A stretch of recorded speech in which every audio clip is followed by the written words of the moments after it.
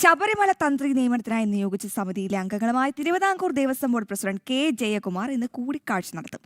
അക്കീരമൺ കാളിദാസ ഭട്ടതിരിപ്പാടിന്റെ നേതൃത്വത്തിൽ 3-അംഗ സമിതിയാണ് ദേവസ്വം ബോർഡ് രൂപീകരിച്ചത്.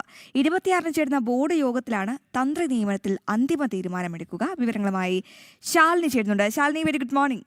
ശബരിമല തന്ത്രി നിയമനത്തിനായി നിയോഗിച്ച സമിതിയിലെ അംഗങ്ങളുമായൊക്കെ ഇന്ന് Thiruvithamkoor Devaswom board president K Jayakumar കൂടിക്കാഴ്ച നടത്തുകയാണ്. എന്തൊക്കെയാകും ഈ കൂടിക്കാഴ്ചയിൽ ചർച്ചയാകുക? ആരൊക്കെയാകും കൂടിക്കാഴ്ച നടത്തുക? ഒപ്പം എന്നറിയാം നമുക്ക് ശബരിമല തന്ത്രി?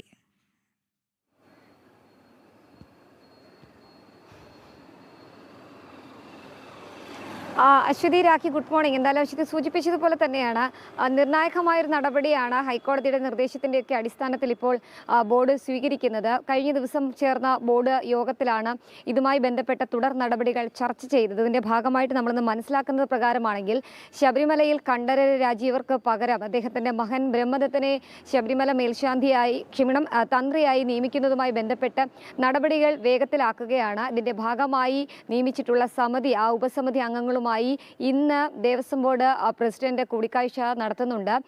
അക്കീരമൺ കാളിദാസ ഭട്ടതിരിപ്പാട് ഉൾപ്പെടെയുള്ള അംഗങ്ങളുമായിട്ടാണ് ഇന്ന് ദേവസ്വം ബോർഡ് പ്രസിഡന്റ് കൂടിക്കാഴ്ച നടത്തുന്നത്. ഒപ്പം തന്നെ കൂടിക്കാഴ്ച നടത്തിയതിനു ശേഷം ഈ ഉപസമിതി ഒരു റിപ്പോർട്ട് ബോർഡിന് നൽകും. അതിനുശേഷമായിരിക്കും ഒരു അന്തിമ തീരുമാനത്തിലേക്ക് എത്തുക.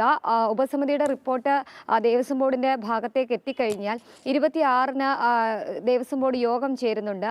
ആ ദേവസ്വം ബോർഡ് യോഗം ഇത് വിശദമായി പരിശോധിക്കും. അതിനുശേഷമായിരിക്കും ഒരു ഔദ്യോഗിക തീരുമാനമെടുക്കുക. പ്രധാനമായും ഹൈക്കോടതിയോട് കഴിഞ്ഞ ദിവസം ഇതുമായി ബന്ധപ്പെട്ട് ചില നടപടികൾ സ്വീകരിക്കണമെന്ന് ബോർഡ് ആവശ്യപ്പെട്ടിരുന്നു. അപ്പോൾ ഹൈക്കോടതി പറഞ്ഞിട്ടുള്ളത് ബോർഡിന്റെ സ്വാതന്ത്ര്യത്തിന് വിട്ടിരിക്കുകയാണ് എന്നുള്ളതാണ്. അപ്പോൾ ബോർഡിന് തീരുമാനിക്കാം എന്നുള്ളതാണ്. അതിന്റെ അടിസ്ഥാനത്തിലാണ് ഇത്തരത്തിലൊരു ഉപസമിതിയെ രൂപീകരിച്ചുകൊണ്ട് ഇന്നലെ നടപടികൾ വേഗത്തിൽ ആക്കിയത്. എന്തായാലും ബ്രഹ്മദത്തിന് ഈ താന്ത്രിക വിധിപ്രകാരത്തിലുള്ള ചടങ്ങുകൾക്കും ഒപ്പം അതുമായി ബന്ധപ്പെട്ട കാര്യങ്ങളൊക്കെ എത്രത്തോളം പരിജ്ഞാനമുണ്ട്, എത്രത്തോളം അറിവുണ്ട് എന്നൊക്കെ പരിശോധിച്ച ശേഷമായിരിക്കും ഒരു അന്തിമ റിപ്പോർട്ട് ഉപസമിതി നൽകുക. കാരണം കുറ്റമറ്റ രീതിയിലുള്ള ഒരു നിയമനം അല്ലെങ്കിൽ നടപടി ബോർഡിന്റെ ഭാഗത്തു നിന്ന് നടക്കണം എന്നുള്ളതാണ് ബോർഡും ആഗ്രഹിക്കുന്നത്. ഇതിന്റെ ഭാഗമായിട്ടാണ് ഇപ്പോൾ ഇത്തരത്തിലൊരു സമിതി രൂപീകരിച്ചിട്ടുള്ളത്. എന്തായാലും ഇന്ന് രാവിലെയോടുകൂടി തന്നെ കൂടിക്കാഴ്ച നടക്കുമെന്നുള്ളതാണ് നമ്മൾ മനസ്സിലാക്കുന്നത്. അതിനുശേഷം മറ്റ് കൂടിയാലോചനകൾ, നടപടികൾ, റിപ്പോർട്ട് ഇത് ഉണ്ടാകും. അതിനുശേഷം ഒരു നിർണായക പ്രഖ്യാപനം ദേവസ്വം ബോർഡ് പ്രസിഡന്റിന്റെയോ ബോർഡിന്റെ ഭാഗത്തു നിന്നോ ഉണ്ടാകുമെന്നുള്ളതാണ് നമ്മൾ പ്രതീക്ഷിക്കുന്നത്. ഇപ്പോൾ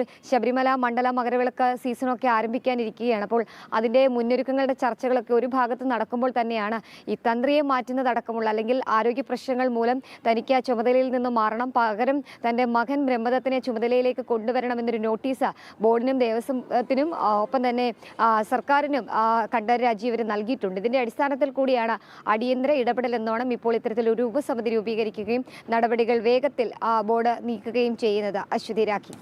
ശരി ശാലിനി, വിവരങ്ങൾ വ്യക്തമാണ്. എന്തായാലും ഇത്തരത്തിൽ നിർണായക കൂടിക്കാഴ്ചയാണ് ഇന്ന് ദേവസ്വം ബോർഡ് പ്രസിഡന്റ് നടത്തുന്നത്. അപ്പോൾ ഈ കൂടിക്കാഴ്ചയ്ക്ക് ശേഷമാകും നിർണായക തീരുമാനമെടുക്കുക. ഏറ്റവും പ്രധാനപ്പെട്ട വിവരങ്ങളാണ് ശാലിനി പ്രേക്ഷകരുമായി പങ്കുവച്ചത്.